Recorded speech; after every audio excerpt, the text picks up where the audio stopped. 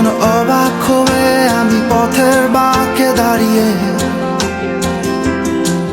তুমি জোছনা হয়ে একা কোথায় বলো হারিয়ে। কেন তোমার আমার এত গল্প স্বল্প, আজ হঠাৎ করে কেন হলো সবই অল্প। দেখো দূরের আকাশ একা কাঁদছে তোমায় ভেবে, আর মেঘের মাঝে সব ভাবনাগুলো ডুবে।